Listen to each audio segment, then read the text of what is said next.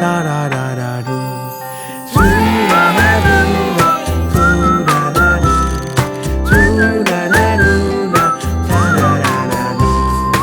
ஒன்று உன்னத தேவன் ஒன்று, இரண்டு இறை ஏற்பாடுகள் ரெண்டு, மூன்று தெய்வ நிலை மூன்று, நான்கு நற்செய்தி நூல்கள் நான்கு.